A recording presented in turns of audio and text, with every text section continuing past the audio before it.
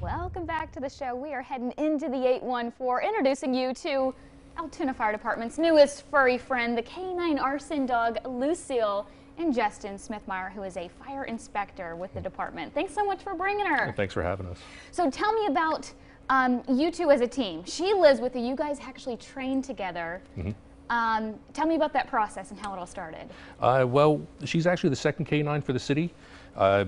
About 9 years ago, Tim Hughes, who was the fire inspector at the time, he went through a program sponsored by State Farm, and the program that handled the training was Maine Specialty Dogs out of Maine. And he traveled up there, did the training, and I assumed their role when they retired. So back in April, I traveled to Concord, New Hampshire, and went through a month-long training with 17 other handlers from across the country. So it was a little hectic with 17 handlers, 17 dogs all in the same room. But we trained pretty much day and night, over 200 hours, 7 days a week. So we were there over Easter as well. We trained every day, and when we came home, we were ready to go on the street and help detect arson. And now you guys are working together. Correct. Tell me about Lucy and her background. Previously, she was in training to be a seeing eye dog. She was not able to make the cut. I haven't found out exactly why yet. But since she's so highly trained, the group out of Maine actually partnered with the Seeing Eye Dog School and gave them an opportunity to be repurposed and actually still serve the community. Oh, wow. So she's a black lab. She is. Very smart, you can tell. Just the Labrador Retriever breed is just such an intelligent animal. They are. And she's only 3. She's pretty small. She's a small girl. She's very on the petite side, but I think it works to our benefits. Some of the other dogs in the class were very large, and we're not able to get into tight spaces to make the alerts, where she can crawl under walls a lot easier and get into tighter spaces. Wow, so that's kind of what she does. Whenever there's a fire, she comes onto the scene and she's able to detect what? She's trained to smell accelerants. We use one target odor for her to train on, but she's capable of sniffing somewhere between 20 and 30 different kinds. So that includes gasoline, diesel fuel, turpentine, things like that. Pretty much any kind of accelerant that has a petroleum base to it. So she'll go through a fire scene, and where it would take me potentially a couple hours to determine where the best sample would be, she can go through that house in a matter of minutes, alert on a location, I can mark it and go back and collect that, and that sample has a higher probability of coming back positive for accelerants from a lab. Wow, so she's really helping you guys out. What does this mean to have a canine on the department? I mean, it's not every day that one gets an animal like that to work with them. Correct. There's, between United States and Canada, there's roughly about 150 teams that do this. So they're in very short supply. Yeah. Right now, I believe we're the only canine team between Pittsburgh and Harrisburg. So we have a lot of ground to cover, but to have her available, it saves time, it saves money, and we have, like I said, a better likelihood of getting a positive result, which could potentially put away an arsonist and save property, save lives. Yeah, definitely important thing to have. You're going to show us a little demo of exactly what she's capable of doing. Correct. Show me what you brought along with you. How is she capable? What does she do when she's on to a scent? Well, we use these training cans for for a lot of our training. These ones here, they're all built exactly the same. They all have one cotton ball inside. There's one can that has a few drops of gasoline on it. It's actually laboratory grade gasoline. It's made for us, and she uses that for all of her detection. Whenever she comes upon an odor, she'll sit.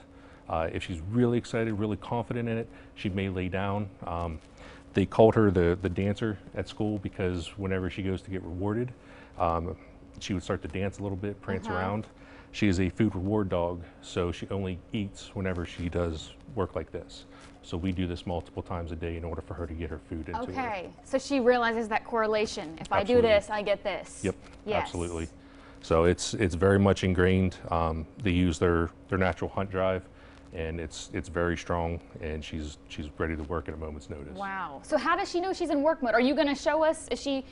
Does she know which one is the can? She probably has a pretty good idea right now. Really? Because she has a pretty powerful sniffer on her, but she knows she won't go into work mode until I take out, I have a little pouch that holds the food, and whenever I put that on, she knows it's work mode. So I can take her to a gas station, fill up the car, and it doesn't bother her at all. Really?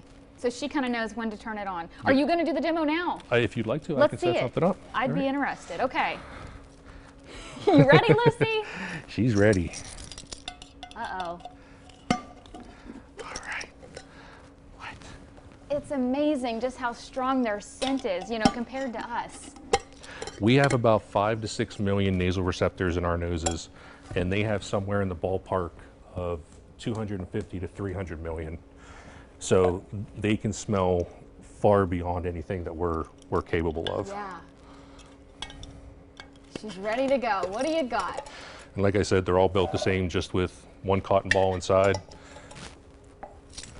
Come here, Lou.